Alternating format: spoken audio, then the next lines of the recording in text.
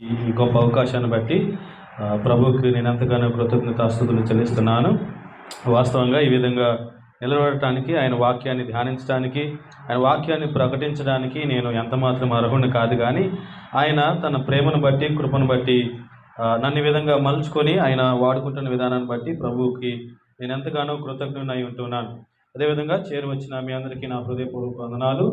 ప్రాముఖ్యంగా నన్ను ప్రేమించి ఇచ్చినటువంటి అవకాశాన్ని బట్టి పాస్టర్ రవికుమార్ అయ్య గారికి నా హృదయపూర్వక వందనాలు. పాస్టర్ గారు నాకు తాతగారు అవుతారు. మా అమ్మమ్మ గారు కూడా ఇక్కడ ఉన్నారు. ఆయన ముసలోడు కాకముందే తాతగారు అయ్యారు నా వల్ల. దాదాపు 30 సంవత్సరాల క్రితమే ఆయన తాతగారు అయిపోయారు, ఆయన బాగా యంగ్గా ఉన్నప్పుడే. చంటయ్య గారికి నా హృదయపూర్వక వందనాలు. అదేవిధంగా అమ్మగారికి, మా మేనమామ చింటూ కార్తిక్ నా హృదయపూర్వక వందనాలు. అదేవిధంగా సంఘ కుటుంబమైనటువంటి మీ అందరికి కూడా నా హృదయపూర్వక వందనాలు. కొద్ది నిమిషాలు మనం దేవుని వాక్యాన్ని జాగ్రత్తగా ధ్యానం చేసుకుందాం. సమయాన్ని వ్యర్థం చేయక కేవలం వాక్యంలోనే ఉంటూ వాక్య భాగాన్ని మాత్రమే మనం ధ్యానం చేసుకుంటూ ముందుకెళ్దాం. నాకు బయటికి వెళ్ళి మాట్లాడడం నాకు అలవాట్లేదు, కేవలం వాక్యం మాత్రమే మాట్లాడతా. కాబట్టి చాలా జాగ్రత్తగా మీరు నా మాటలు వినాలని నేను మిమ్మల్ని అందరినీ వేడుకుంటున్నాను. మరొకటి ఏంటంటే, నేను పాస్టర్ని కాదు, తర్వాత బయట ప్రసంగికుడిని కాదు, నేను బైబిల్ టీచర్ని. కాబట్టి కొద్దిసేపు ముందుకెళ్ళిన తర్వాత నేను మాట్లాడేది మీకు బోరుగా అనిపించవచ్చు. ఎందుకంటే ఏ స్టూడెంట్కైనా టీచర్ ఏదైనా మాట్లాడితే ఖచ్చితంగా బోరు కొట్టి నిద్ర వస్తుంది. కాబట్టి ముందే చెప్తున్నాను, జాగ్రత్తగా వినండి. నేను టీచర్ని కాబట్టి నాకు చెడ్డ అలవాటు ఉంది. ఏంటంటే మధ్య మధ్యలో ఎవరైనా గేర్ వేశారనుకోండి, ఫస్ట్ గేరు, నేను వాళ్ళని పిలుస్తాను అనమాట పేరుతో. మీ పేర్లు తెలియదు కాబట్టి ఏదో ఒక రకంగా ఆంటీ అనో, అన్ననో, తమ్ముడనో పిలుస్తాను. కాబట్టి జాగ్రత్తగా ఉండండి, సరేనా? ఒకవేళ నేను మీకు ప్రశ్నించాను అనుకోండి, ఖచ్చితంగా నేను టీచర్ని కాబట్టి నేను సమాధానం కోరుకుంటా. కాబట్టి మిమ్మల్ని ఎవరినైతే ప్రశ్న అడుగుతానో వాళ్ళు ఖచ్చితంగా సమాధానం చెప్పడానికి ప్రయత్నం చేయండి, సరేనా? మీకు ప్రశ్నకి సమాధానం తెలియలేదనుకోండి, ఏం చెప్తారు?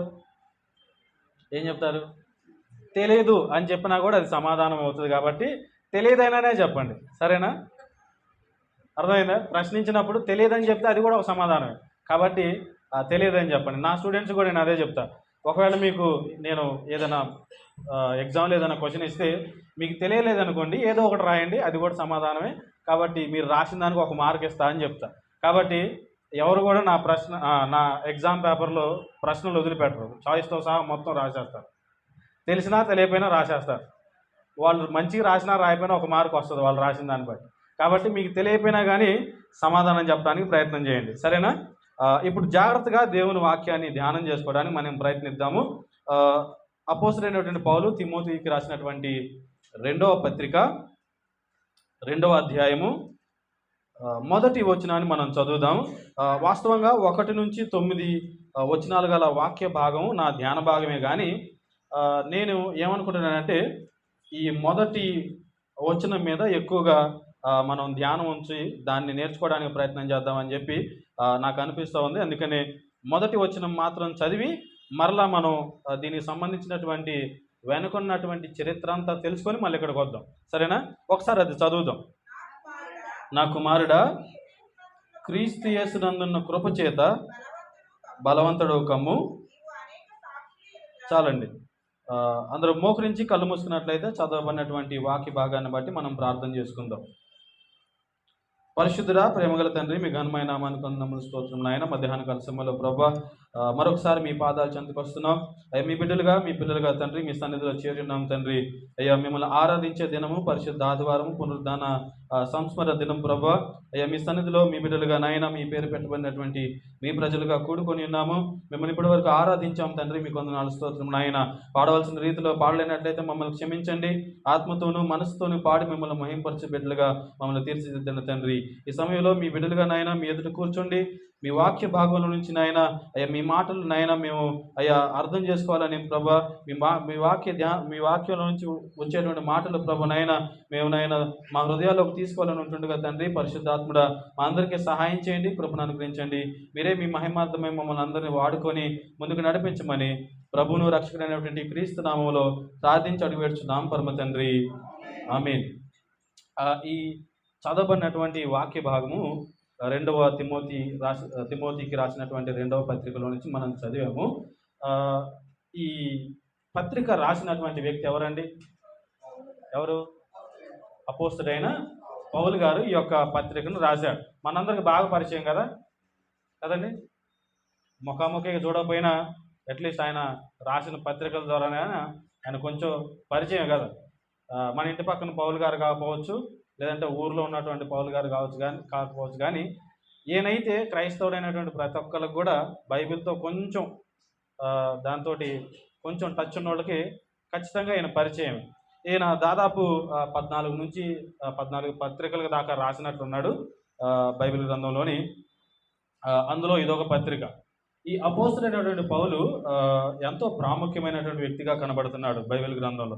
ఎందుకంటే ఈయన క్రైస్తవులను హింసించినటువంటి వ్యక్తి. క్రైస్తవుడు కాకముందు ప్రభువు ఆయన్ని పట్టుకొని ఆయన క్రైస్తవులను హింసించడానికి వెళ్ళేటప్పుడు దారి మధ్యలో ఈయన కనబడి నీవు నాకు సాక్షి అవుతావు అని చెప్పి పౌలుతో చెప్పినప్పుడు ఆయన రాడికల్గా మారిపోతాడు అనమాట. అంటే ఇప్పుడు దాకా ఆయన చేస్తున్నటువంటి దాన్ని వదిలేసి ఆయన దేన్నైతే ద్వేషించాడో, ఎవరినైతే హింసించాడో వాళ్ళల్లో చేరిపోతాడు అనమాట. చేరిపోయిన తర్వాత ఇక ఆయన ఏ మార్గాన్ని అయితే హింసించాడో ఆ మార్గాన్ని ఆయన ప్రకటించడం మొదలేస్తాడు. ఏ విధంగా ప్రకటించడం మొదలేస్తాడంటే చాలా డెస్పరేట్గా, అంటే ఇక ఇది చెయ్యకపోతే నాకు రేపు నేను బ్రతకుండలేను అనే విధంగా ఈ యొక్క మార్గాన్ని బోధించడం ఆయన మొదలేస్తారనమాట. దీన్ని క్రైస్తవ్యాన్ని ఎంతగా ఆయన ద్వేషించాడో అంతకు 10 రెట్లుగా ఆయన క్రైస్తవ ప్రచారకుడిగా మారిపోయాడు. అలాంటి పౌలు గారు ఈ యొక్క వాక్య భాగాన్ని రాస్తూ ఉన్నాడు. అయితే ఈ 2వ తిమోతి పత్రిక యొక్క సందర్భాన్ని మనం అర్థం చేసుకోవడానికి ప్రయత్నం చేద్దాం. చాలా జాగ్రత్తగా వినండి. ఇది చరిత్రలో నుంచి తీసుకొస్తున్నా కాబట్టి చాలా బోరింగ్గా అనిపించవచ్చు ఒకవేళ, కానీ అర్థం చేసుకుంటే మాత్రం చాలా బాగుంటుంది. నా ప్రసంగం అయిపోయిన తర్వాత మీకు హోంవర్క్ కూడా ఇస్తాను. అది మీరు కంపల్సరీ చేసి అయ్యగారికి అప్పచెప్పాలి, సరేనా? చదవగలిగినటువంటి వారు ఎవరెవరైతే ఉన్నారో వాళ్ళందరూ కూడా వచ్చే వారం మీరు చేసినటువంటి హోంవర్క్ని అయ్యగారికి మీరు రిపోర్ట్ చేయాలన్నమాట. సో కాబట్టి జాగ్రత్తగా నా మాటలు వినండి, సరేనా? ఈ అపోస్తలుడైనటువంటి పౌలు గారు తిమోతికి రాసినటువంటి 2వ పత్రిక రాసినటువంటి సందర్భాన్ని అర్థం చేసుకోవడానికి ప్రయత్నం చేద్దాం. ఈయన ఏ సందర్భంలో దీన్ని రాశాడంటే తన జీవితపు చరమాంకంలోని ఈ యొక్క పత్రికను రాశాడు. 2 పత్రికలు ఉన్నాయి కదా, 1 తిమోతి, 2వ తిమోతి. 1 తిమోతి పత్రిక రాసినటువంటి సందర్భం ఏంటంటే ఆయన ఈ తిమోతి అనేటువంటి ఆయన శిష్యుడికి, ఆయన తరఫీదునిస్తున్నటువంటి శిష్యుడికి కొన్ని ఇన్స్ట్రక్షన్స్ ఇస్తూ ఉన్నాడు అనమాట. కొన్ని సూచనలు, సలహాలు ఇస్తా దాన్ని రాశాడు. 1 తిమోతి పత్రికను రాశాడు. అయితే 2వది పూర్తిగా భిన్నమైనటువంటి పరిస్థితుల్లో గుండా ఈ యొక్క 2వ తిమోతి పత్రికను రాశాడనమాట. ఎందుకని ఈ పత్రికను రాశాడు, లేదంటే ఏ పరిస్థితుల్లో ఈ పత్రికను రాశాడంటే ఎమర్జెన్సీ టైం, అంటే లాస్ట్ మెసేజ్గా. ఇప్పుడు ఎవరైనా సూసైడ్ చేసుకున్నారనుకోండి, సూసైడ్ చేసుకున్న తర్వాత వాళ్ళు చనిపోతారు, వాళ్ళ అపార్ట్మెంట్లో వేసుకోను లేదా ఎలా చనిపోయిన తర్వాత పోలీసులు వచ్చి ఫస్ట్ పట్టుకునేది ఏంటది? ఫస్ట్ దేన్ని పట్టుకుంటారు? ఇప్పుడైతే మనం ఉన్న పరిస్థితులు అయితే దేన్ని పట్టుకుంటారు? ఫోన్ చేస్తారు. ఫోన్లో ఏం చేస్తారు? కాల్స్ చెక్ చేస్తారు. తర్వాత వాట్సాప్, మెసెంజరు, ఫేస్బుక్ ఏదో చూస్తారు. చూసి ఏం చేస్తారు? అందులో చివరి మెసేజ్ ఎవరికి పెట్టారు అని చూస్తారు కదా. ఈ 2వ తిమోతి పత్రిక అట్లాంటిది, అర్థమైందా? అపోస్తలుడైనటువంటి పౌలు వాట్సాప్లో తిమోతి తన శిష్యుడికి, తన కుమారుడు లాంటి వ్యక్తికి చివరిగా పెట్టినటువంటి మెసేజే ఈ 2వ తిమోతి పత్రిక. చివరిగా చేసినటువంటి కాలే ఈ యొక్క 2వ తిమోతి పత్రిక. అట్లాంటి పత్రిక అనమాట ఇది. సో ఎమర్జెన్సీగా రాసినటువంటి పత్రిక అనమాట, అర్థమైందా? నేను ఒక కొటేషన్ లాంటిది రాశాను, అది చదువుతాను. అది చదివిన తర్వాత ముందుకెళ్దాం. తన జీవిత చరమాంకంలో ఉన్నటువంటి ఒక సుదీర్ఘ అనుభవం కలిగిన దేవుని సేవకుడు మరణం వైపు తీక్షణంగా చూస్తూ తను సుదీర్ఘ కాలంగా తరఫీదునిచ్చిన తన శిష్యునికి రాసినటువంటి ఉత్తరం ఇది. దేవుని స్తోత్రం చెప్దాం. హల్లెలూయా. మరొకసారి చదువుతున్నాను చూడండి. తన జీవిత చరమాంకంలో ఉన్న ఒక సుదీర్ఘ అనుభవం కలిగిన దేవుని సేవకుడు మరణం వైపు తీక్షణంగా చూస్తూ తన సుదీర్ఘ కాలంగా తరఫీదునిచ్చిన తన శిష్యునికి రాసిన ఉత్తరం ఇది. అలాంటి ఉత్తరంలో నుంచి ఒక వాక్య భాగాన్ని మనం చదువుకున్నాం ఈరోజు. తర్వాత ఈ యొక్క 2వ తిమోతి పత్రిక రాసినటువంటి సంవత్సరం అంటే టైం ఎప్పుడంటే క్రీస్తు శకం 1వ శతాబ్దంలోని 64-67 సంవత్సరాల మధ్యలో ఈ యొక్క ఉత్తరం రాయబడింది. ఎప్పుడండి? క్రీస్తు శకం 64 నుంచి 67, 1వ శతాబ్దంలో 64వ సంవత్సరం నుంచి 67 మధ్య కాలంలో ఇది రాసినట్లుగా చరిత్ర చెప్తూ ఉంది. ఈ పత్రిక రాసినటువంటి స్థలం ఎక్కడంటే రోమా అనేటువంటి స్థలంలో ఉండి ఈ యొక్క అపోస్తలుడైన పౌలు ఈ యొక్క పత్రికను రాశాడు. ఇప్పుడు అసలైన కంటెంట్లోకి మనం వెళ్తా ఉన్నాం. జాగ్రత్తగా వినండి. ఈ పత్రిక ఏ సందర్భంలో ఆయన రాశాడంటే రెండవసారి అపోస్తలుడైనటువంటి పౌలు అరెస్ట్ చేయబడినప్పుడు రాశాడనమాట. మొదటిసారి ఆయన అరెస్ట్ చేయబడినప్పుడు పరిస్థితి ఎలా ఉందంటే ఆయన ఇతరులతోటి కలవడం లేదంటే మాట్లాడడం, వారితోటి చర్చలు చేయడం ఇవన్నీ ఆయనకి అనుమతించబడినాయి. మొదటిసారి ఏ విధంగా అరెస్ట్ చేశారంటే హౌస్ అరెస్ట్ చేశారు. హౌస్ అరెస్ట్ అంటే తెలుసా అండి? హౌస్ అరెస్ట్ అంటే తెలుసా? ప్రతిపక్ష నాయకుడు ఎవరున్నారు ఇక్కడ? కేసీఆర్ గారు ఉన్నారు. కేసీఆర్ గారు రేపో ఎల్లుండో ఏదో ఒక ధర్నా చేస్తాను లేదంటే ఏదైనా ర్యాలీ చేస్తానను, నా పార్టీ వాళ్ళందరూ రావాలి, నా నాయకులు అందరూ రావాలని చెప్పి పిలుపునిచ్చాడు అనుకోండి.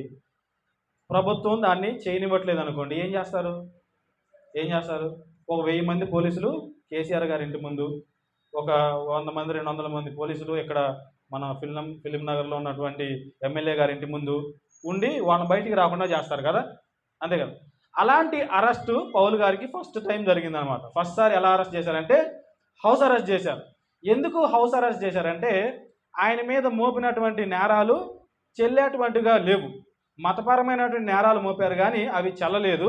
అయితే యూదుల్ని సంతోషపెట్టడానికి అప్పుడున్నటువంటి అధికారులు యూదులతోటి మంచి సంబంధం కలిగి ఉండటం కోసం ఈయన హోల్డ్లో పెట్టి ఉంచారనమాట. సో ఆ విధంగా 2 సంవత్సరాలు పైగా ఆయన హౌస్ అరెస్ట్ చేసి బయటికి రానివ్వకుండా ఉంచారు. కానీ ఈయన రోమా పౌరసత్వం కలిగినోడు కాబట్టి రిస్ట్రిక్షన్స్ లేకుండా ఇతరుల్ని కలవడానికి, వారితో మాట్లాడడానికి, వాళ్ళతో చర్చించడానికి ఆయనకు అవకాశం ఉండింది. అలాంటి సందర్భంలోని 1 తిమోతి పత్రిక ఈయన రాశాడు. అయితే ఈ 2వ తిమోతి పత్రిక రాసినటువంటి సందర్భం ఏంటంటే ఈయన ఒక రాజకీయ ఖైదీగా ఎంచబడి అరెస్ట్ చేయబడి తీవ్రమైనటువంటి బంధకాల్లో ఆయన ఉంచబడినట్లుగా మనం గమనించగలుగుతాం. మొదటిసారి అరెస్ట్ చేసినప్పుడు ఆయనకు కొంత స్వేచ్ఛ ఉంది, కొంచెం ఫ్రీడమ్ ఉంది. కానీ రెండోసారి అరెస్ట్ చేసినప్పుడు ఆయనకు ఫ్రీడమ్ లేదు. సంఖ్యల్లో ఉంచేసి లోపల ఒక జైల్లో పెట్టారు. నేను చదివిన దాన్ని బట్టి నేను చెప్తా ఉన్నాను. ఆయన ఎలాంటి జైల్లో పెట్టారంటే, నేను బిబ్లికల్ ఆర్కియాలజీ అనేటువంటి సబ్జెక్ట్ చెప్తాను. అందులో నేను చదివిన దాన్ని బట్టి చెప్తా ఉన్నాను. ఎలాంటి జైల్లో ఆయన పెట్టారంటే ఒక గుహ తొలిచి దానిలో ఒక లోపలికి ఒక గది లాంటిది తొలిచి 2 గేట్ల తర్వాత లోపలికి వెళ్ళాలన్నమాట. ఆ గుహ ఎలాంటిదంటే పైనుంచి నీళ్లు గారుతూ ఉంటాయి, చల్లనైనటువంటి గుహ, అర్థమైందా? అలాంటి దానిలోని ఈయన లోపల పెట్టి సంఖ్యలతో పెట్టి లోపల ఉంచేశారు. చల్లగా నీళ్లు గారుతూ ఉంటాయి. ఇంచుమించు చలికాలం టైంలోనే ఆయన్ని అరెస్ట్ చేసినట్లుగా చరిత్రలోని కొన్ని పండితులు అభిప్రాయపడుతూ ఉన్నారు. ఈయన వయసు ఇంచుమించుగా 90 నుంచి 96 మధ్యలో ఉంటుండొచ్చని కొంతమంది పండితులు అభిప్రాయం వ్యక్తం చేశారు. నన్ను అడిగితే మాత్రం నేను అనుకునేది ఏంటంటే 75 సంవత్సరాల పైన ఉంటుండొచ్చు అని నేను అనుకుంటా ఉన్నాను. నాకున్నటువంటి సోర్సెస్ని బట్టి, నేను చదివిన దాన్ని బట్టి నేను అనుకునేది ఏంటంటే దాదాపుగా 75 సంవత్సరాల పైన ఉంటుండొచ్చు అని చెప్పి నేను అంచనా వేస్తున్నాను. అయితే చాలామంది అభిప్రాయం ఏంటంటే ఇంచుమించు 90, 96 ఆ రేంజ్లోని ఈ అపోస్తలుడైనటువంటి పౌలు గారి ఏజ్ ఉంటుండొచ్చు అని చెప్పి కొంతమంది అభిప్రాయపడ్డారు. సో ఈ 96 సంవత్సరాలు కలిగినటువంటి వ్యక్తి లేదంటే 75 సంవత్సరాలు కలిగినటువంటి ఒక ముసలాయన్ని తీసుకెళ్ళి లోపల గుహలో దొలిచినటువంటి ఒక కారాగార గృహంలో ఆయన పెడితే ఆయన పరిస్థితి ఎలా ఉంటుంది అంటారు? ఎలా ఉంటుంది అంటారు చెప్పండి? బాగుంటుందా? బాగుంటుందా? చలికాలం చుట్టూ మంచు ఇసుగడ్డలు పెట్టుకొని లోపల కూర్చున్నాం అనుకోండి, ఎలా ఉంటుంది? 16 మీద ఏసీ పెట్టి ఇంట్లో కూర్చున్నాం అనుకోండి, చలికాలం ఎలా ఉంటుంది? బాగుంటుందా మనకి? బాగుంటుందా? 90 సంవత్సరాల ముసలోని తీసుకెళ్ళి లోపల పెట్టారు. సో అంత నరక యాత్రలో ఆయన ఉంటా ఉన్నాడు. అలాంటి పరిస్థితిలోని పౌలు ఉన్నాడు. తర్వాత ఆ రోజు ఉన్నటువంటి రాజకీయ పరిస్థితిని కూడా మనం అర్థం చేసుకోవడానికి ప్రయత్నం చేద్దాం. ఎప్పుడు? ఈ యొక్క పత్రిక రాసినటువంటి టైంలో ఉన్నటువంటి రాజకీయ పరిస్థితి. మనం ఈ కాలంలో ఉన్నాం కాబట్టి ఆ రాజకీయ పరిస్థితి మనకు బాగా అర్థమవుతుంది. మీరు గమనించాలని నేను ప్రభు పేరిట మిమ్మల్ని అందరినీ వేడుకుంటున్నాను. ఆ కాలంలోని రోమా సామ్రాజ్యాన్ని పరిపాలించినటువంటి వ్యక్తి పేరు నీరో. నీరో అన్నటువంటి వ్యక్తి రోమా సామ్రాజ్యాన్ని పరిపాలించాడు. ఈ నీరో అనేటువంటి వ్యక్తి మీరు గూగుల్లో కొట్టి చూసినా కానీ ఆయన కనపడతాడు. ఈ క్రైస్తవ్యం అనేది అటువంటి దాని మీద హింస ప్రారంభించినటువంటి మొదటి సామ్రాజ్య చక్రవర్తి ఆయన పరిపాలిస్తున్నటువంటి దినాలలో ఈ అపోస్తలుడైనటువంటి పౌలు గారు అరెస్ట్ చేయబడ్డారు. అయితే ఈ నీరో ఈ అపోస్తలుడైనటువంటి పౌలు గారిని అరెస్ట్ చేయడం ఎందుకు అరెస్ట్ చేశాడు, లేదంటే అపోస్తలుడైనటువంటి పౌలు గారు అరెస్ట్ చేయబడడానికి వెనుకున్నటువంటి కారణాలు ఏంటో ఆనాటి రాజకీయ పరిస్థితులను బట్టి అర్థం చేసుకోవడానికి ప్రయత్నం చేద్దాం. ఇంచుమించు 60 నుంచి క్రీస్తు శకం 60 నుంచి 64 మధ్యలోని రోమా నగరం తగలబడిపోయింది. గ్రేట్ ఫైర్ ఆఫ్ రోమ్ అంటారు. అర్థమైందా? మీరు వినే ఉంటారు, రోమ్ నగరం తగలబడుతున్నప్పుడు ఒక వ్యక్తి ఫిడేలు వాయించాడని చెప్పి అక్కడక్కడ వార్తలలో సామెతలాగా వాడుతూ ఉంటారు కదండి. విన్నారా ఎప్పుడైనా? రోమ్ నగరం తగలబడిపోయింది. పెద్ద డిజాస్టర్, ఆ రోజుల్లోని పెద్ద డిజాస్టర్ లాంటిది అనమాట. మీరు గమనిస్తే మన చుట్టుపక్కల కూడా ఇలాంటివి కొన్ని జరిగే ఉంటాయి కదా. గ్యాస్ పైపులు లీక్ అవడం, కంపెనీలలో కొంతమంది కాలిపోవడం, అలాంటి ఫైర్ యాక్సిడెంట్ జరిగిందనమాట రోమా నగరంలో. పెద్ద ఫైర్ యాక్సిడెంట్, చాలా ఆస్తి నష్టం, చాలా ప్రాణ నష్టం కూడా జరిగినట్లుగా చరిత్ర మనకు చెప్తా ఉంది. అలాంటి సందర్భంలో ఈ రోమ్ నగరాన్ని పరిపాలిస్తున్నటువంటి వ్యక్తి ఎవరంటే నీరో. ఈ నీరోకు ఉన్నటువంటి అనుమానం ఏంటంటే ఈ రోమ్ నగరం తగలబెట్టింది క్రైస్తవులు అని చెప్పి ఆయనకి అనుమానం. ఈ అనుమానాన్ని బట్టి క్రైస్తవులను ద్వేషించడం ఆయన మొదలుపెట్టాడు. ఈ క్రైస్తవుల్ని అనుమానించడాన్ని బట్టి వాళ్ళని ద్వేషించడం, వాళ్ళని హింసించడం మొదలుపెట్టారు. ఖచ్చితంగా ఈ యొక్క క్రైస్తవులే ఈ రోమ్ నగరం తగలబట్టడానికి కారణం అని చెప్పి ఆయన బలంగా నమ్మి, అనుమానం ఉంది, బలంగా నమ్మకం కూడా నమ్ముతూ ఉన్నాడనమాట. సో దాన్ని బట్టి ఏం చేస్తూ ఉన్నాడంటే క్రైస్తవుల్ని మెల్లమెల్లగా హింసించడం మొదలేశారు. ఆ హింసలో భాగంగా ఆయన ఏమనుకున్నాడంటే, ఇలా కాదు, వీళ్ళని భయపెట్టాలి. వీళ్ళని భయపెట్టాలంటే ఏం చేయాలి? ఇప్పుడు మిమ్మల్ని అందరిని భయపెట్టాలనుకోండి, ఏం చేయాలి చెప్పండి? ఏం చేయాలి? ఏమనుకున్నటువంటి ఆయన గారు కాలర్ పట్టుకోవాలి, అంతే కదండి. మనం సంఘం అంతా భయపడి చెదిరిపోవాలనుకోండి, ఏం చేయాలి? ఆయన ఒక్కరిని లేకుండా చేస్తే అయిపోతుంది, అంతే కదా. మొన్న మధ్య మన నగరానికి సంబంధించినటువంటి ఒక సేవకుడిని చంపారో లేదంటే ఆయన యాక్సిడెంట్ అయిందో క్లియర్గా చెప్పట్లేదు, కానీ మనం నమ్మేది ఏంటంటే చంపారని అనుకుంటున్నాం కదా. ఎందుకు ఆయన ఆ విధంగా చంపేయడం జరిగింది చెప్పండి? ఎందుకంటే మనలో ఒకలాంటి భయం క్రియేట్ చేయాలి కదా. మనలో ఒకలాంటి భయం క్రియేట్ చేయాలి కాబట్టి మనలో పెద్దోడిని కొడితే మిగతా వాళ్ళందరూ అక్కడ సర్దుకుంటారు కదా. అందుకని ఈ నీరో ఏం చేశారంటే అప్పుడున్నటువంటి కాలంలోని పెద్దోడు ఎవరు? అపోస్తలుడైనటువంటి పౌలు గారు, ముఖ్య నాయకుడు. ఆ రోజుల్లో ఉన్నటువంటి పెద్ద నాయకుడు అనమాట, పెద్ద క్రైస్తవ నాయకుడు. ఇతరులు ఉన్నారు కానీ ఈయన ప్రధానంగా పెద్ద క్రైస్తవ నాయకుడిగా ఉంటున్నాడు. అందుకని ఏం చేశారంటే ఈయన అరెస్ట్ చేసి తీసుకొచ్చి లోపలేశాడు. ఎందుకని? ఈ క్రైస్తవులు అనేటువంటి వారిని నిలువరించడానికి, లేదంటే భయపడటానికి, లేదంటే చెదరగొట్టడానికి ఆయన పట్టుకున్నాడు అనమాట. ఈ నీరో క్రైస్తవుల్ని ఏ విధంగా ఎంచాడంటే ఒక అసాంఘిక తెగగా, లేదంటే ఒక అసాంఘిక శక్తిగా ఈ క్రైస్తవుల్ని ఎంచాడనమాట. అందుకని ఏం చేస్తున్నాడంటే వాళ్ళని రాజకీయంగా, సామాజికంగా, అదేవిధంగా మానసికంగా అణిచివేయడానికి అన్ని రకాల ప్రయత్నాలు ఆయన చేస్తున్నట్లుగా మనం చరిత్రలో చూడగలుగుతాం. అందుకనే ఈయన ఏం చేశాడంటే క్రైస్తవులను తీసుకొచ్చి చర్మం ఒలిచేసి తర్వాత ఒక జంతువు చర్మంలో వాళ్ళని చుట్టేసి రోడ్డు పక్కన తారు డబ్బాలో ముంచి పైకి పెట్టి నైట్ టైము వెలిగియడం కోసం ఈ క్రైస్తవుల్ని ఆయన వెలిగించి ఆయన ముందుకి వెనక్కి ఆయన ప్రయాణాన్ని సాగించాడు అనమాట రాణిగారి కోట దగ్గరికి. అర్థమైందా? ఆ విధంగా ఈయన క్రైస్తవులను హింసిస్తున్నట్లుగా చరిత్ర మనకు చెప్తా ఉంది. ఇలాంటి పరిస్థితుల్లోని అపోస్తలుడైనటువంటి పౌలు గారు రోమా జైల్లో ఉండి ఈ యొక్క ఉత్తరాన్ని రాస్తా ఉన్నాడు. దేవుని స్తోత్రం చెప్దాం. హల్లెలూయా.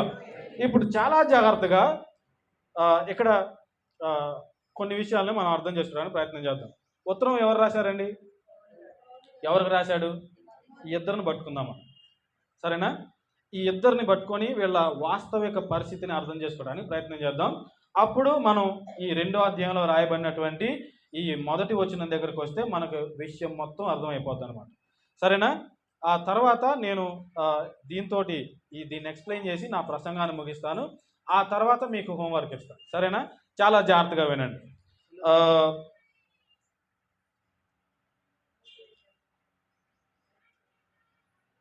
దేవునామానికి స్తోత్రం కలుగును గాక. నా మాట అర్థమవుతుందా మీకు? అర్థమవుతుంది కదండి? దేవుని స్తోత్రం. హల్లెలూయా. నేను ఫాస్ట్గా మాట్లాడుతున్నాను? ఫాస్ట్గా మాట్లాడలేదు కదండి. నా మీద ఉన్నటువంటి పెద్ద కంప్లైంట్ ఏంటంటే మా విద్యార్థులు కానివ్వండి, లేదంటే నేను ఎక్కడైనా వాక్యం చెప్పినా అక్కడక్కడ సంఘస్థులు ఏం చెప్తారంటే, నువ్వేదో చెబుతున్నావు కానీ బాగా ఫాస్ట్గా చెబుతున్నావు, ఉరుకుతున్నట్టుంది అని చెప్పి నా మీద కంప్లైంట్ చేస్తారు. దాన్ని ఎలా నిలువరించాలో నాకు తెలియట్లేదు, కానీ నేనైతే ప్రయత్నం చేస్తూ ఉన్నాను, అందుకే అడుగుతూ ఉన్నాను. ఒకవేళ మీకు నేను చెప్పేది మీరు అందుకోలేకపోతే చేయొద్దండి, నాకు అర్థమైపోద్ది వెనక నుంచి. నేను అప్పుడు కొంచెం దిగడానికి ప్రయత్నం చేస్తాను అనమాట. 90లోని 70లోకి 60లోకి వచ్చేస్తాను, సరేనా? ఇప్పటి నుంచి చాలా జాగ్రత్తగా నా మాటలు వినండి. అపోస్తలుడైనటువంటి పౌలు గారు ఆయన హృదయ పరిస్థితిని మనం అర్థం చేసుకోవడానికి ప్రయత్నం చేద్దాం ఈ ఉత్తరం రాసేటప్పుడు. అర్థమైందా? చనిపోయే ముందు, ఎవరైనా సూసైడ్ చేసుకునే ముందు ఎలా ఉంటుంది వాళ్ళ పరిస్థితి చెప్పండి? ఎలా ఉంటుంది? మనం ఎప్పుడు చేసుకోవడానికి ప్రయత్నం చేయలేదు కాబట్టి మనకు తెలియదు కదా. ఒకవేళ చేసుకున్న వాళ్ళని అడుగుదామంటే వాళ్ళు లేరు కాబట్టి మనకు అవకాశం లేదు కదా.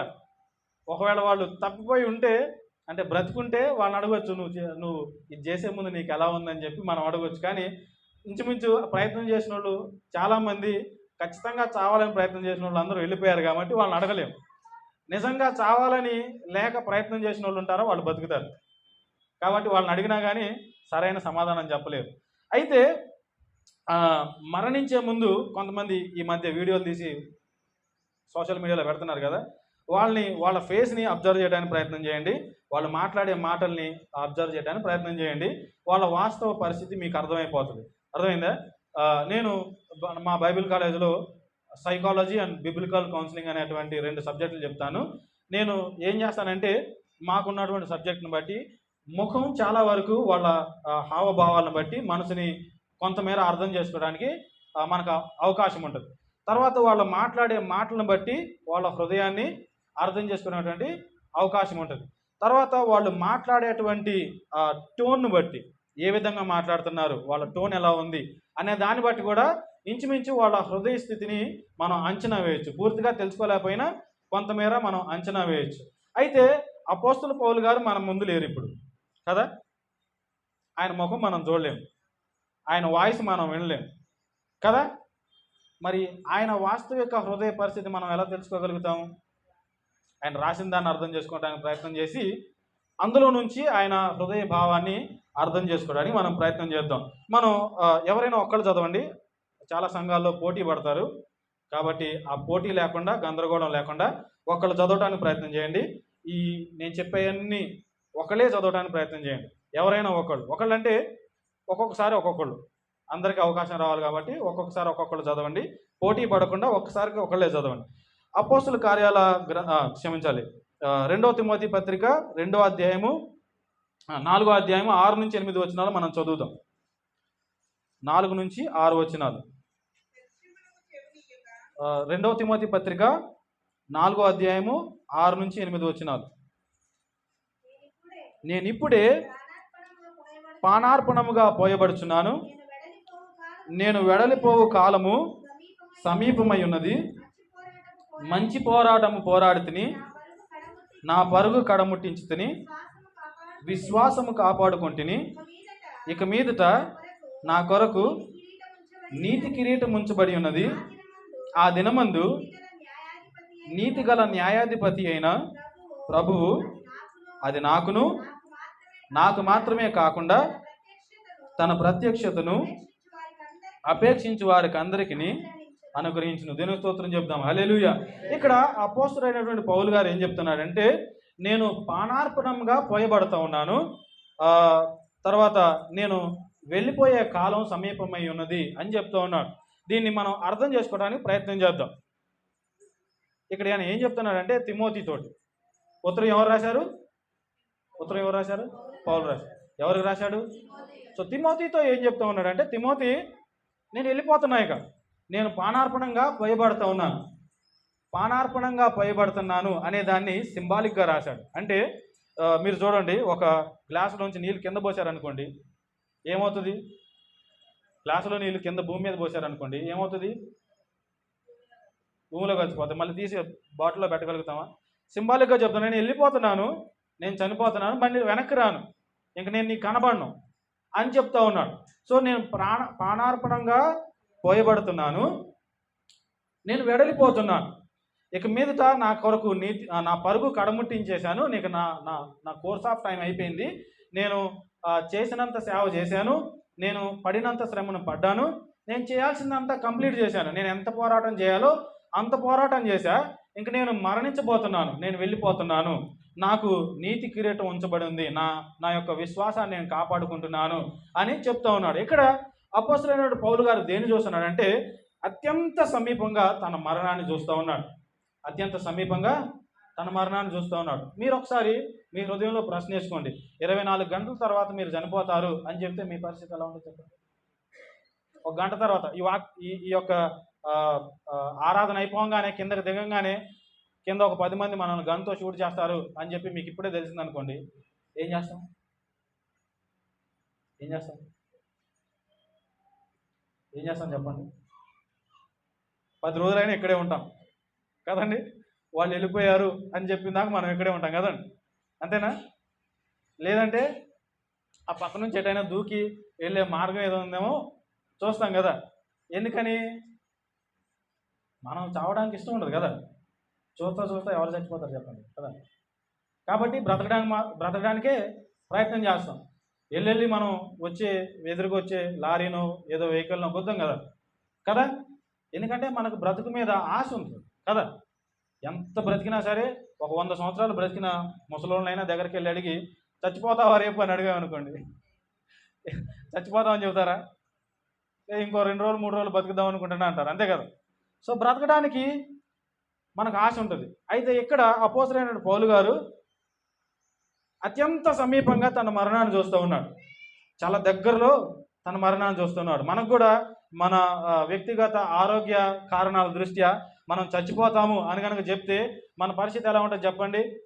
మనకు నచ్చినవన్నీ తినడానికి ప్రయత్నం చేస్తాం, మనకు నచ్చిన వాళ్ళందరినీ కలవడానికి ప్రయత్నం చేస్తాం కదా. ఏదైతే ఈ జీవితకాలంలో మనం చేయలేకపోయామో వాటిని చేయడానికి, ఏ అయితే సంతోషాలు మనం అనుభవించలేదో ఆ సంతోషాలను అనుభవించడానికి మన సమయాన్ని వెచ్చించడం కోసం ప్రయత్నం చేస్తుంటాం కదండి, అంతే కదా. రోజులు లెక్క పెట్టుకుంటూ ఇక రేపు అంటే ఏ రోజుకి ఆ రోజు మనం పూర్తిగా వాటిని సద్వినియోగం చేసుకోవడం కోసం మనం ప్రయత్నం చేస్తాం. అదేవిధంగా ఈ రోజు ముందుకెళ్తున్న కొద్దిగా మనకు భయం పెరుగుతూ ఉంటుంది కదా.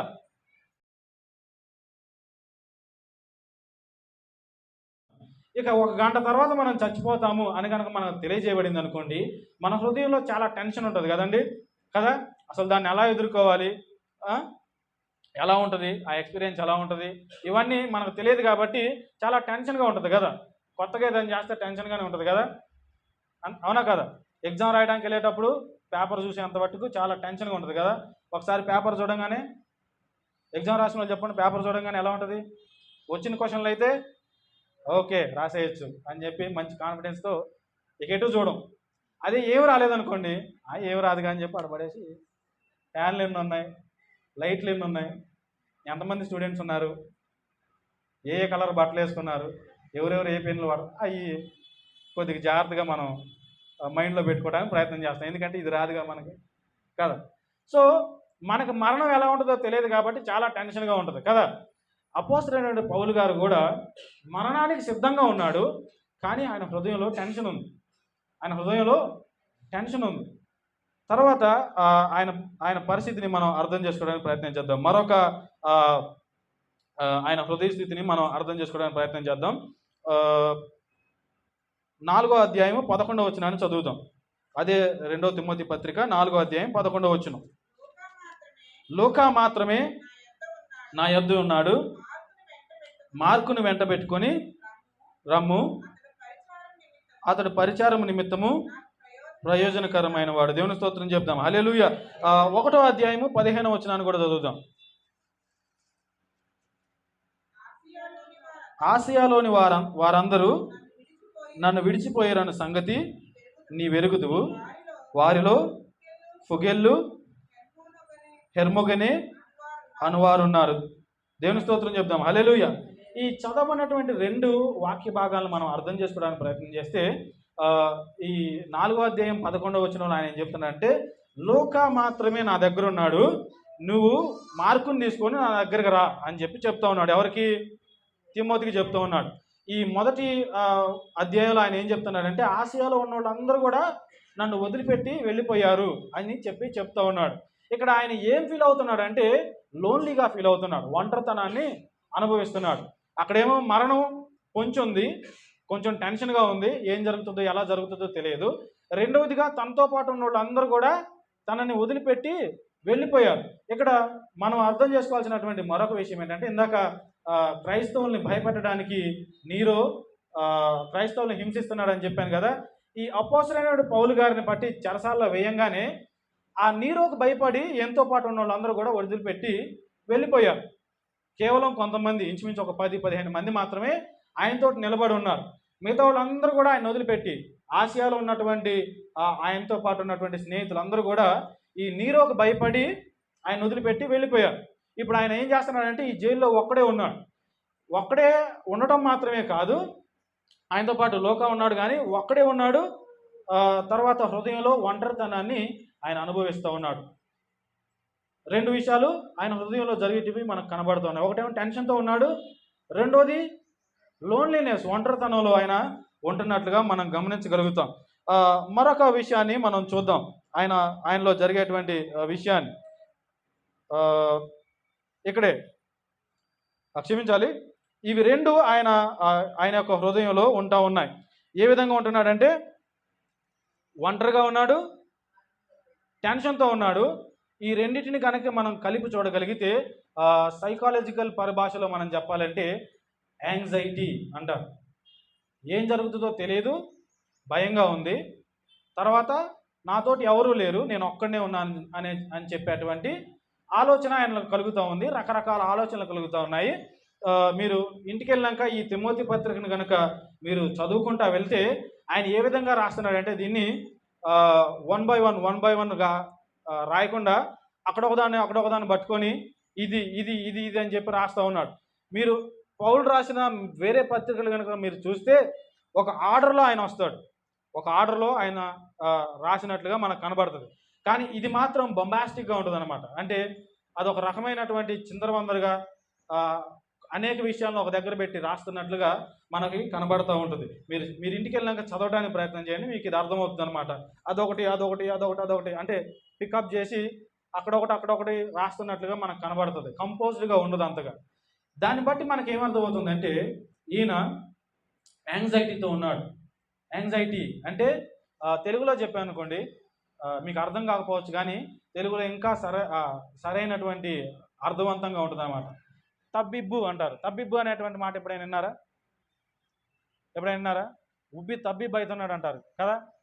తబ్బిబ్బు అనేటువంటిది ఈ యాంగ్జైటీ అనేటువంటి పదం. తబ్బిబ్బు అంటే ఏంటంటే పట్టలేకపోవడం, లోపల జరుగుతున్నటువంటి దాన్ని, అది సంతోషమైనా లేదంటే బాధ అయినా పట్టలేకపోవడం అన్నమాట. ఇప్పుడు అపోస్తలుడైనటువంటి పౌలు ఏ విధంగా ఉన్నాడంటే, తనలో ఉన్నటువంటి బాధను, తనలో ఉన్నటువంటి భయాన్ని పట్టలేనటువంటి స్థితిలో ఉన్నాడు అనమాట. తబ్బిబ్బు అనేటువంటి స్థితిలో ఆయన ఉన్నాడు. ఇప్పుడు మనం ముందుకెళ్ళి తిమోతి యొక్క పరిస్థితిని అర్థం చేసుకోవడానికి మనం ప్రయత్నం చేద్దాం. తిమోతి ఈ ఉత్తరం ఎక్కడి నుంచి అందుకుంటున్నాడంటే, అపోస్తలుడైన పౌలేమో రోమా నగరంలో ఉండి ఈ ఉత్తరాన్ని రాస్తా ఉన్నాడు. తిమోతి ఈ ఉత్తరాన్ని ఎక్కడుండి అందుకుంటున్నాడు అంటే ఎఫెసు అనేటువంటి ప్రాంతంలో ఆయన పరిచర్య చేస్తున్నటువంటి సంఘంలో ఉండి, ఆ ప్రాంతంలో ఆ ఎఫెసు పరిసర ప్రాంతాల్లో ఉన్నటువంటి అనేక సంఘాలకు ఆయన నాయకుడిగా వ్యవహరిస్తూ ఉన్నాడు, నాయకుడిగా ఉంటూ ఉన్నాడు. ఈ అపోస్తలుడైనటువంటి పౌలు ద్వారానే ఈ ఎఫెసు ప్రాంతంలో తిమోతి నాయకుడిగా ఎన్నిక చేయబడ్డాడు, అక్కడ ఉంచబడ్డాడు. ఆయనకి అక్కడ ఇచ్చినటువంటి పని ఏంటంటే ముసలోళ్ళ సంఘం, ఎఫెసు సంఘం ముసలోళ్ళ సంఘం. ఎందుకంటే బాగా ఏజ్డ్గా ఉన్నోళ్ళే ఆ సంఘంలోని ఉంటా ఉన్నారు. అలాంటి ఇంచుమించు 50-60 సంవత్సరాల పైన ఉన్నటువంటి విశ్వాసులు ఆ సంఘంలో ఉన్నారు. వారికి ఈయన ఈ యొక్క తిమోతి పరిచారకుడిగా లేదంటే సంఘ కాపరిగా వ్యవహరిస్తున్నాడు. నేను చదివిన దాన్ని బట్టి ఏంటంటే ఈ ఉత్తరం అందుకునేటువంటి సమయానికి తిమోతి వయసు ఎంత అంటే ఇంచుమించు 30 సంవత్సరాలు, 30 నుంచి 32 సంవత్సరాలు ఉంటుండొచ్చు అని చెప్పి చరిత్ర చెప్తా ఉంది. ఈ ముసలివాళ్ళ సంఘానికి యవనస్తుడైనటువంటి సేవకుడిగా తిమోతి వ్యవహరిస్తూ ఉన్నాడు. సో ఎఫెసీ సంఘంలో ఉండి రోమాలో ఉన్నటువంటి పౌలు రాసినటువంటి పత్రికను ఎఫెసీ సంఘంలో ఉండి ఈ తిమోతి అందుకుంటున్నట్లుగా మనం గమనించగలుగుతాం. అయితే తిమోతి యొక్క వాస్తవిక పరిస్థితిని మనం అర్థం చేసుకోవడానికి ప్రయత్నం చేద్దాం. ఈయన పరిస్థితిని అర్థం చేసుకోవడానికి మనం ఎక్కడికి వెళ్ళాలంటే 1 తిమోతి 4వ అధ్యాయం 12వ వచనం చదువుదాం. 1 తిమోతి 4వ అధ్యాయము 12వ వచనాన్ని మనం చదువుదాం. యవనమును బట్టి ఎవడును నిన్ను తృణీకరింపనీయకము, కానీ మాటలోను ప్రవర్తనలోను ప్రేమలోను విశ్వాసములోను పవిత్రతలోను విశ్వాసులకు మాదిరిగా ఉండము. దేవుని స్తోత్రం చెప్దాం. హల్లెలూయా. ఇక్కడ ఆయన యవనస్తుడిగా కనబడుతున్నాడు. అంటే పౌలు యొక్క అనుభవం, పౌలు యొక్క నాయకత్వ లక్షణాలు, లేదంటే పౌలుకు ఉన్నటువంటి జ్ఞానం, ఆయనకున్నటువంటి ఏజ్ని బట్టి కంపేర్ చేస్తే ఈ పౌలు చాలా చిన్నవాడుగా ఉంటా ఉన్నాడు. ఇంచుమించు అయ్యగారికి నాకున్నటువంటి వ్యత్యాసం ఉండొచ్చు అనమాట. నేను ఇప్పుడిప్పుడే నా పరిచర్య మొదలేశాను, అయ్యగారు గత కొంతకాలంగా ఆయన పరిచర్య చేస్తూ ఉన్నాడు. సో ఆయనకు పరిచర్యలో అనుభవం ఉంది, నాకు పరిచర్యలో అనుభవం లేదు. సో నేను ఆయనతోటి చూసుకుంటే అనుభవంలోని చిన్నోడిని, ఆయనతో చూసుకుంటే జ్ఞానంలో చిన్నోడిని, ఆయనతో చూసుకుంటే ఏజ్లో నాకున్నటువంటి వయసులో కూడా చిన్నోడిని. కాబట్టి ఇలాంటి ఒక సేవకుడు, నాలాంటి ఒక సేవకుడికి రాసినటువంటి ఉత్తరం, ఈ ఉత్తరాన్ని నాలాంటి సేవకుడైనటువంటి తిమోతి అందుకుంటా ఉన్నాడు. ఏ పరిస్థితిలో ఉండి అందుకున్నాడంటే నేను ఎంత ఏజ్లో ఉన్నానో అంత ఏజ్లో ఉండి ఆయన ఈ ఉత్తరాన్ని అందుకున్నట్లుగా మనం గమనించగలుగుతాం. సో చిన్నోడు కాబట్టి అనుభవం తక్కువ కదండి, చిన్నోడు కాబట్టి అనుభవం తక్కువ, జ్ఞానం తక్కువ, ఎలా ఇతరులతో వ్యవహరించాలో తెలియదు. అందుకోసమనే 1 తిమోతి పత్రిక రాసి పంపించాడు. నువ్వు ఎలా ఉండు, విశ్వాసులతో ఎలా ఉండు, నీ పర్సనల్గా నీ వ్యక్తిగత ఆత్మీయతలో ఎలా ఉండు, ఇతరులకు బోధించే విషయంలో ఎలా ఉండు, నీ నాయకత్వంలో ఎలా ఉండు అని చెప్పి 1 తిమోతి పత్రికలో మొత్తం ఈ విషయాలు రాసి పౌలు గారు పంపించాడు. ఎవరికి? తిమోతికి.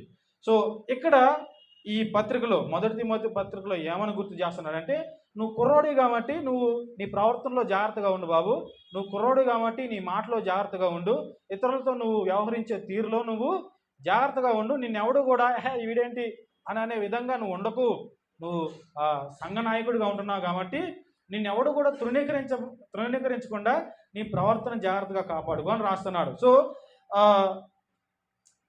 ఈ పత్రిక అందుకునే టయానికి, ఏది రెండవ పత్రిక, తిమోతికి రాసినటువంటి రెండవ పత్రిక అందుకునే టయానికి తిమోతి పరిస్థితి ఏంటంటే ఆయన కుర్రోడు, ఆయన అనుభవం లేనటువంటి వ్యక్తి. రెండవ విషయాన్ని మనం చూద్దాం. ఈయనకున్నటువంటి రెండవ విషయాన్ని అదే 1 తిమోతి పత్రిక 5వ అధ్యాయము 23వ వచనాన్ని చదువుదాం. ఇక మీదట నీళ్లు త్రాగక నీ కడుపు జబ్బు నిమిత్తము, తరచుగా వచ్చు బలహీనతల నిమిత్తము, బలహీనతల కోసము ద్రాక్షరసము కొంచెంగా పుచ్చుకోము. దేవుని స్తోత్రం చెప్తాం. హల్లెలూయా.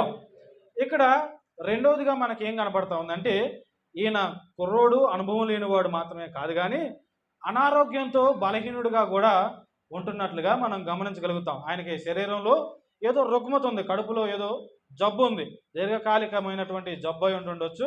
సో శారీరకంగా ఆయన బలహీనంగా ఉన్నాడు, అనుభవం లేనటువంటి వాడు కుర్రోడు, తర్వాత శారీరకంగా కూడా బలహీనంగా ఉన్నాడు. తర్వాత ఆ విషయాన్ని మనం గమనించడానికి ప్రయత్నం చేద్దాం. రెండో తిమోతి పత్రిక 1వ అధ్యాయము 7వ వచనాన్ని మనం చదువుదాం. దేవుడు మనకు శక్తియు ప్రేమయు ఇంద్రియ నిగ్రహము గల ఆత్మనే ఇచ్చిన గాని పిరికితనము గల ఆత్మని ఇయ్యలేదు. దేవుని స్తోత్రం చెప్దాం. హల్లెలూయా.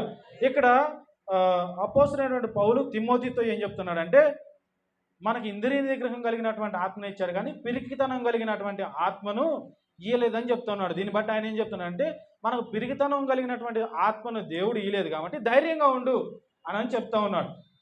ఏం చెప్తున్నాడు? ధైర్యంగా ఉండని చెప్తాను. ధైర్యంగా ఉండని ఎవరికి చెప్తాము? ఎవరికి చెప్తాను చెప్పండి? భయపడేవాడికి చెప్తాము. అదే ఇక్కడ తిమోతికి పౌలు చెప్తా ఉన్నాడు, నువ్వు ధైర్యంగా ఉండాయా బాబు, ఏం ప్రాబ్లం లేదు అని చెప్తున్నాడు. అంతేనా? కాదు కాదు కాదు. వాస్తవ పరిస్థితి ఏంటంటే, ఇక్కడ ఈయన ఈ అపోస్తలుడైన పౌలు చచ్చిపోవడానికి దగ్గరగా ఉన్నాడు, రాజకీయ ఖైదీగా తీసుకోబడ్డాడు. ఈయన సంఘ నాయకుడిగా ఉంటున్నాడు కాబట్టి అప్పుడు దాకా ఈ అపోస్తలుడైన పౌలు వెనకాల ఈ తిమోతి ఉంటా ఉన్నాడు. ఇప్పుడు పరిస్థితి ఏంటంటే, ఈయన కుర్రోడు, అనుభవం లేదు. రెండవది శారీరకంగా బలహీనంగా ఉన్నాడు. మూడవది భయస్థుడిగా ఉంటా ఉన్నాడు.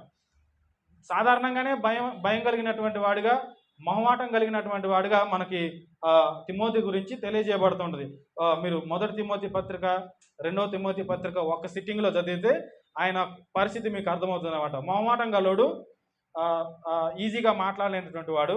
మన భాషలో చెప్పాలంటే ఇన్స్టాగ్రామ్ వాడేవాళ్ళు అయితే, లేదంటే సోషల్ మీడియా వాడేవాళ్ళు అయితే ఈ మాట అర్థమవుతుంది. ఇంట్రోవర్ట్ అనే పదం విన్నారా? ఇంట్రోవర్ట్ అలాంటోడు అనమాట. అలాంటోడు అర్థమైందా? సహజంగా ఈయన భయస్థుడిగా ఉంటున్నాడు. సో ఈయనకి అనుభవం లేదు. రెండవదిగా కడుపులో ఏదో జబ్బు ఉంది, అనారోగ్యంతో ఉన్నాడు, బలహీనంగా ఉంటున్నాడు. మూడవదిగా భయస్థుడిగా కూడా మనకు కనబడుతూ ఉన్నాడు. సో ఇలాంటి తిమోతి ఏం చేయాలంటే, ఇక్కడ మనం చూసినట్లయితే 2వ తిమోతి పత్రిక 2వ అధ్యాయము 2వ వచనాన్ని చదువుదాం. నీవు అనేక సాక్షుల ఎదుట నా వలన వినిన సంగతులను ఇతరులకు బోధించుటకు సామర్థ్యము గల నమ్మకమైన మనుషులకు అప్పగింపుము. దేవుని స్తోత్రం చెప్దాం. హల్లెలూయా. ఈ చదవబడినటువంటి వాక్య భాగాన్ని మనం అర్థం చేసుకోవడానికి ప్రయత్నిస్తే, ఇక్కడ అపోస్తలుడు పౌలు ఏం చేస్తున్నాడంటే ట్రాన్స్లేషన్ చేస్తూ ఉన్నాడు అనమాట. ఇప్పుడు దాకా ఆయన నాయకుడిగా ఉండి అందరికీ తర్ఫీదునిస్తూ ఈ బోధను ఆయా సంఘాలలో ఆయా నాయకులకు అప్పచెప్తూ ఆయా సంఘాలలో నాయకుల్ని నియమిస్తూ ఈ అపోస్తలుడైనటువంటి పౌలు గారు ఉంటా ఉన్నారు. ఇప్పుడు అపోస్తలుడు పౌలు గారికి మరణం దగ్గరలో ఉంది, భయంగా ఉంది, ఆయన యాంగ్జైటీతో ఉన్నాడు, ఏం చేయాలో అర్థం కావట్లేదు. అర్థమైందా? ఈయన తర్వాత సంఘ నాయకత్వం ముందుకెళ్ళాలి, ఈయన తర్వాత సంఘం ముందుకెళ్ళాలి, ఈ బోధ ముందుకెళ్ళాలి. కాబట్టి నేను ఏం చెప్తా ఉన్నాడంటే, నా తర్వాత నువ్వు ఉన్నావు కాబట్టి, నువ్వు నా ద్వారా నేర్చుకున్నావు కాబట్టి ఈ యొక్క బోధను సామర్థ్యం కలిగిన వాళ్ళకి ముందుకి ఇవ్వు అని చెప్తా ఉన్నాడు. కొంతమేర నాయకత్వ బాధ్యతను ఈ యొక్క తిమోతి మీద పడుతున్నట్లుగా మనం గమనించగలుగుతాం. దేవుని స్తోత్రం చెప్దాం. హల్లెలూయా. సో అక్కడ చూస్తే రోమా జైల్లో అపోస్తలుడైన పౌలు ఎలా ఉన్నాడంటే యాంగ్జైటీతో ఉన్నాడు. ఏ జరుగుతుందో తెలియదు, ఎలా జరుగుతుందో తెలియదు, కానీ చావు అయితే ఖచ్చితంగా ఆయన కళ్ళ ముందు కనబడతా ఉంది. ఆయన కొంతమేర నిరాశతో కూడా ఉన్నట్లుగా మనకి కనబడతా ఉంది. భయం ఉంది, ఆందోళన ఉంది, ఏం చేయాలో అర్థం కానటువంటి పరిస్థితుల్లో ఆయన ఉంటున్నాడు. ఇక్కడేమో అనుభవం లేనటువంటి వ్యక్తి, శారీరకంగా బలహీనుడు, స్వాభావికంగా చూస్తే ఇంట్రోవర్టు, భయస్థుడు, ఒక సంఘానికి నాయకుడిగా వ్యవహరిస్తున్నటువంటి వ్యక్తి ఈయన ఇక్కడ మనకు కనబడుతూ ఉన్నాడు. అంత మాత్రమే కాదు, కానీ ఏం జరుగుతూ ఉందంటే, ఆ రోజు కాలంలో నేను ఇందాక చెప్పే కదండి, నీరో చక్రవర్తి పరిపాలిస్తూ ఉన్నాడు. క్రైస్తవుల మీద హింస జరుగుతూ ఉంది. అక్కడ ఆ పౌలు గారి మీదేమో అక్కడ ఆయన మరణానికి అప్పగించడానికి ఆయన సిద్ధంగా ఉన్నాడు. ఇక్కడేమో క్రైస్తవుల మీద హింస జరుగుతూ ఉంది. అప్పుడు దాకా వాళ్ళతో ఉన్నటువంటి అనేక మంది సహోదరులు వాళ్ళని విడిచిపెట్టి వెళ్ళిపోయారు, ఎటువంటి అటు భయపడి పారిపోయారు. ఇప్పుడు ఉన్న వాళ్ళలో ఎవరంటే ఈ యొక్క తిమోతి గారు, జాన్ మార్కు, ఇంకా ఉన్నటువంటి కొద్దిమంది మాత్రమే వాళ్ళతోటి ఉంటా ఉన్నారు. ఈ యొక్క విశ్వాసాన్ని పట్టుకొని కొద్దిమంది మాత్రమే వాళ్ళతో ఉంటూ ఉన్నారు. పరిస్థితి చూస్తే గందరగోళంగా ఉంది. మీరు గమనించినట్లయితే ఆనాడు ఉన్నటువంటి సామ్రాజ్యమే డబ్బులిచ్చి మరీ క్రైస్తవుల మీద హింస జరిగిస్తున్నట్లుగా మనకు కనబడుతూ ఉంది. అర్థమైందా?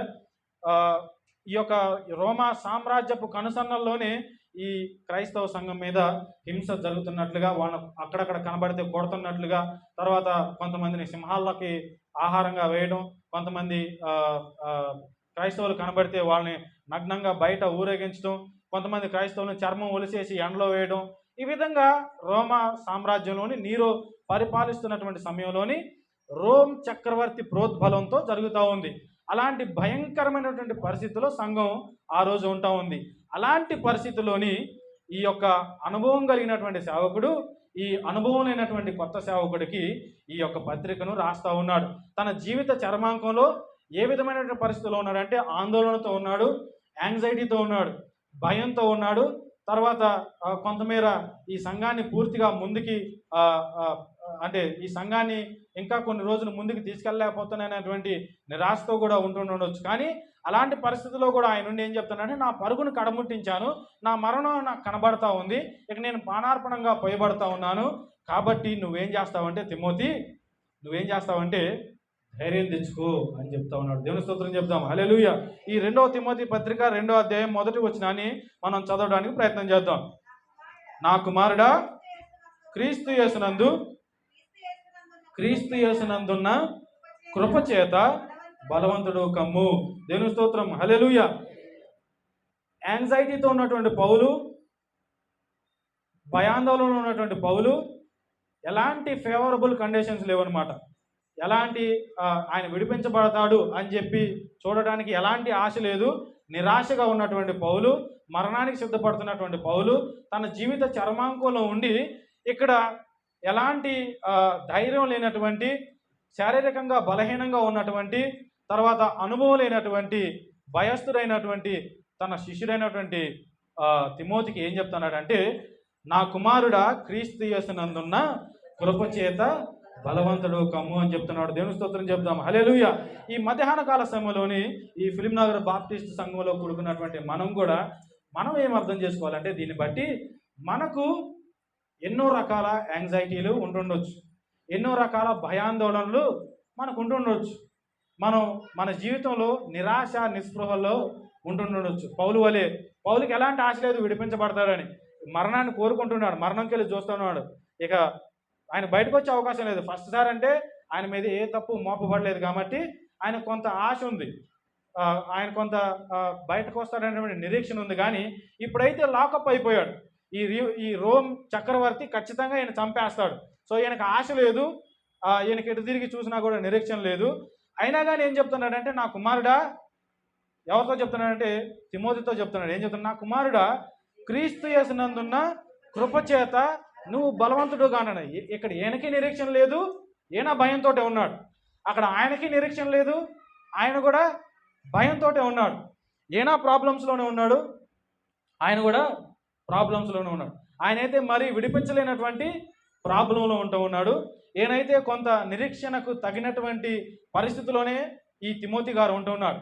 సో ఇలాంటి పరిస్థితిలో ఉన్నటువంటి తిమోతికి నిరీక్షణ కనబడినటువంటి పరిస్థితిలో, లాకప్ అయిపోయినటువంటి పరిస్థితిలో ఉన్నటువంటి పౌలు గారు ఏం చెప్తున్నాడంటే, నా కుమారుడా, క్రీస్తు యేసునందున్న కృపచేత బలవంతుడు కమ్ము అని చెప్తూ ఉన్నాడు. కృప అనేటువంటి విషయాన్ని మనం అర్థం చేసుకోవడానికి ప్రయత్నం చేద్దాం. సమయం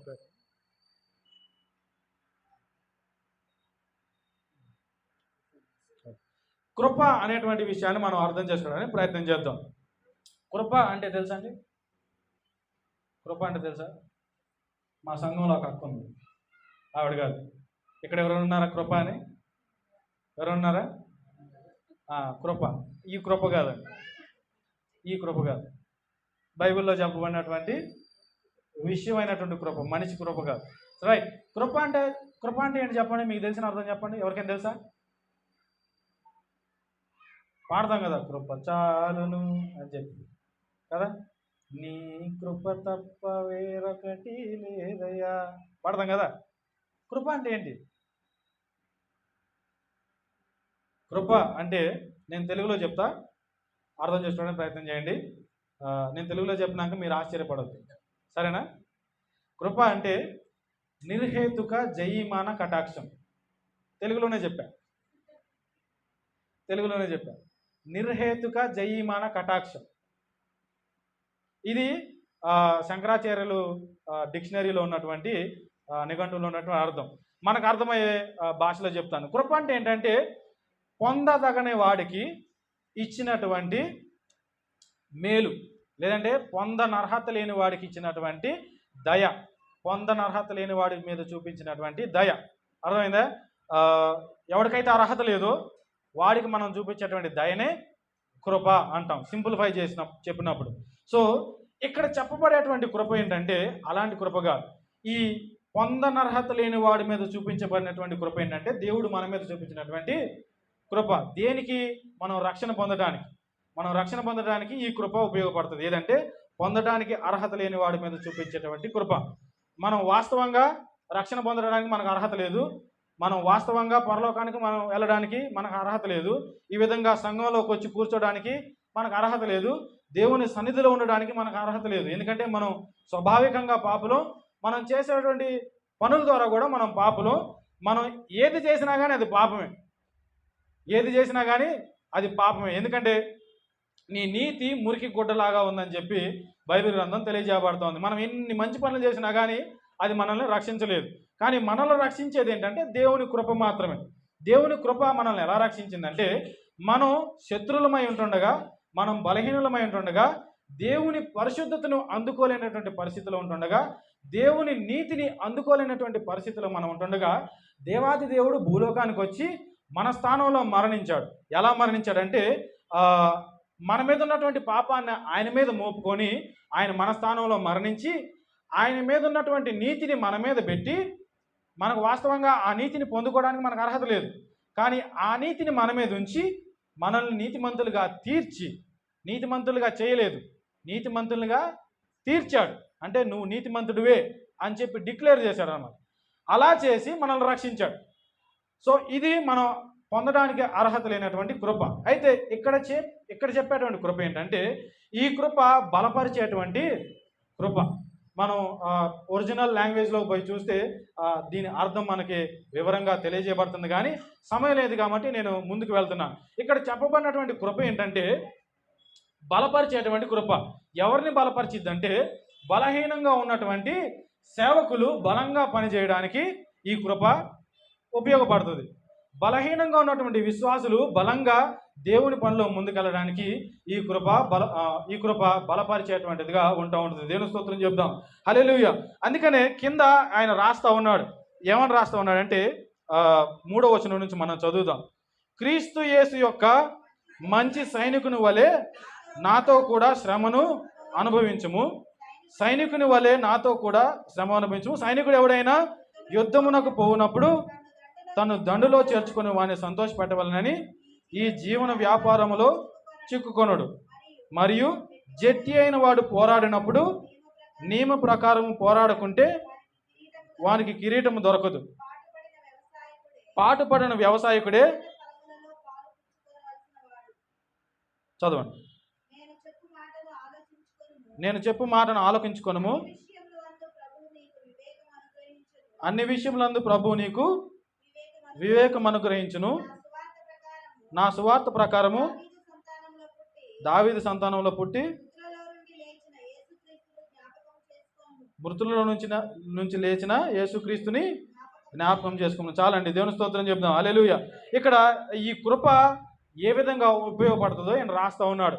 ఫస్ట్ ఏం చెప్పాడంటే క్రీస్తు యేసునందున్న కృపచేత బలవంతుడు కమ్మన్నాడు. కిందేమో ఈ కృప ఏ విధంగా మనల్ని ముందుకు నడిపిస్తుందో రాస్తా ఉన్నాడు. ఇక్కడ సైనికుడి యొక్క వృత్తాంతాన్ని, లేదంటే సైనికుడి యొక్క ఎగ్జాంపుల్ని ఆయన రాస్తా ఉన్నాడు. సైనికుడి యొక్క ఎగ్జాంపుల్ మనకి ఏమి అర్థం అయ్యేలా చేస్తుందంటే, సైనికుడు ఏం చేస్తాడండి? సైనికుడు ఏం చేస్తాడు చెప్పండి. యుద్ధానికి వెళ్తాడు కదా. యుద్ధానికి వెళ్ళి ఏం చేస్తాడు? వెనక్కి పరిగెడతాడు, ముందుకు పరిగెడతాడు. ఎలా పరిగెడతాడు? ఏ ఆలోచనతో పరిగెడతాడు? ఏ ఆలోచనతో పరిగెడతాడు? 2 ఆలోచనలు ఉంటాయి. 1 ఎదురు వచ్చి చంపేయాలి. 2 వాడు వేసే బుల్లెట్ నేను వేసుకొని చనిపోవాలి.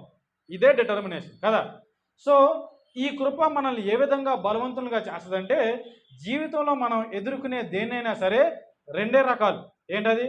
మొదటిది దాని మీద ఎక్కి నిలబడతాం. రెండవది అది మనల్ని డిఫీట్ చేసినా కానీ ప్రభు కృపలో ముందుకెళ్తాం, లేదంటే దాన్ని ఓర్చుకొని ముందుకెళ్తాం.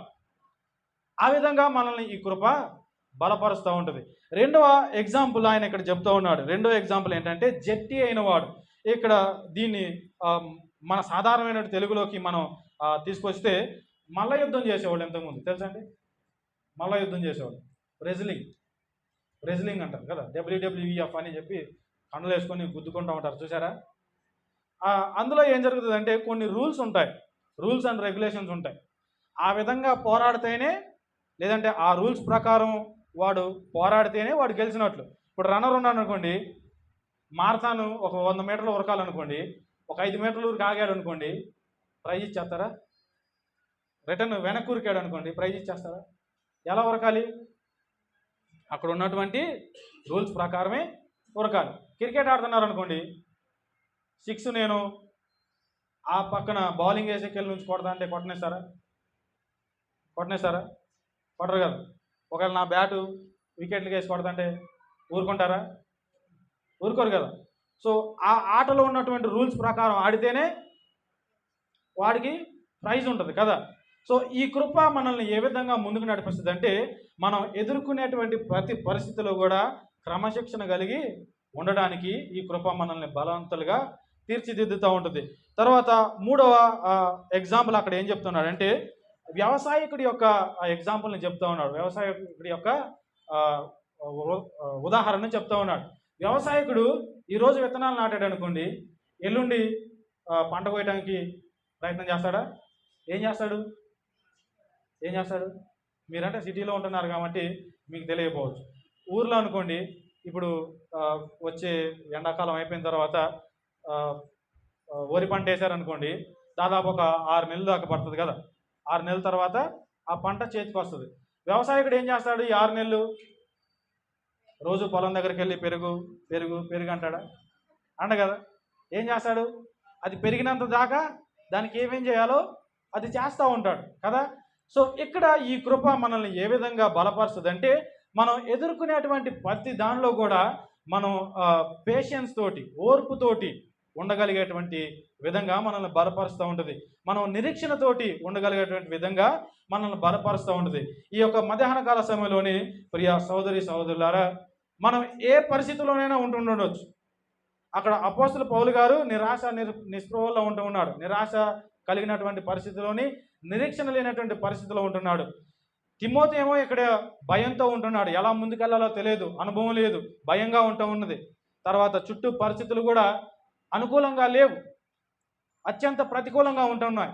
అలాంటి పరిస్థితుల్లో తిమోతికి ఈ పౌలు ఏం రాస్తున్నాడంటే, నా కుమారుడా, నీవు కృపచేత బలవంతుడు కమ్ము అని చెప్తున్నాడు. ఈ మధ్యాహ్న కాల సమయంలో నేను నా జీవితంలో ఏదైనా ఎదుర్కొంటూ ఉండొచ్చు. మనకు నిరీక్షణ లేనటువంటి పరిస్థితిలో మనం ఉంటుండొచ్చు, భయంగా ఉండొచ్చు, లేదంటే ఈ పని జరిగిద్దా జరగదా, నేను చేయగలుగుతానా చేయలేనా అనేటువంటి పరిస్థితిలో మనం ఉంటుండొచ్చు. ఒకవేళ ఈ చుట్టుపక్కల ఉన్నటువంటి పరిస్థితులు మనకు అనుకూలంగా మారతాయా లేదా అనేటువంటి అనుమానంలో మనం ఉంటుండొచ్చు. ఒకవేళ నా జీవితంలో ఈ నెక్స్ట్ స్టెప్ నాకు అనుకూలంగా ఉండిద్దా ఉండదా, లేదంటే నేనున్నటువంటి పరిస్థితిని ఎదుర్కొని నేను నిలబడగలుగుతానా నిలబడలేనా అనేటువంటి అనేక ప్రశ్నలు మన మనసులో ఈ మధ్యాహ్న కాల సమయంలో ఉంటుండొచ్చు. అయితే దేవుని వాక్యం ఏం చెప్తా ఉందంటే, నేను ఈ మధ్యాహ్న కాల సమయంలో ఏం చేయాలంటే, క్రీస్తు యేసునందున్నటువంటి కృపలో బలవంతులు కావాలి. ఇక్కడ దీన్ని మరింత జాగ్రత్తగా అర్థం చేసుకున్నట్లయితే, మనకున్నటువంటి పాజిటివ్ పరిస్థితులను బట్టి కాదు, మనకున్నటువంటి డబ్బును బట్టి కాదు, మనకున్నటువంటి జ్ఞానాన్ని బట్టి కాదు, లేదంటే మనకున్నటువంటి అండను బట్టి కాదు, మనకున్నటువంటి సపోర్ట్ని బట్టి కాదు, మన కుటుంబాన్ని బట్టి కాదు, కానీ దేవుని నుంచి బలవంతులు కావాలని ఈ యొక్క అపోస్తలుడు పౌలు చెప్తున్నాడు. అంటే క్రీస్తు యేసునందున్న కృపతో బలవంతులు కావాలని చెప్పి ఈ యొక్క అపోస్తలుడైన పౌలు తిమోతికి చెప్తూ ఉన్నాడు. అదే దేవుని వాక్యం ఈరోజు మధ్యాహ్న కాల సమయంలో నీకు నాకు తెలియజెప్తా ఉంది. ఏంటంటే, క్రీస్తు యేసునందున్నటువంటి కృపలో మనం బలవంతులం కావాలి. మన చుట్టుపక్కల ఉన్నటువంటి పరిస్థితులను చూసి కాదు, మనకున్నటువంటి పాజిటివిటీని బట్టి కాదు, లేదంటే మనకున్నటువంటి డబ్బుని లేదంటే ఎబిలిటీని బట్టి కాదు, మనం చేయగలం అన్నటువంటి ధైర్యాన్ని బట్టి కాదు, కానీ యేసు క్రీస్తులో ఉన్నటువంటి కృపను బట్టి మనం ధైర్యవంతులుగాను బలవంతులు కావాలని చెప్పి దేవుని వాక్యం మనకి ఈ మధ్యాహ్న కాల సమయంలో తెలియజేస్తూ ఉంది. విన్న వాక్యాన్ని బట్టి మనమందరం మోకరించి కళ్ళు మూసుకున్నట్లయితే ప్రార్థన చేసుకుందాం.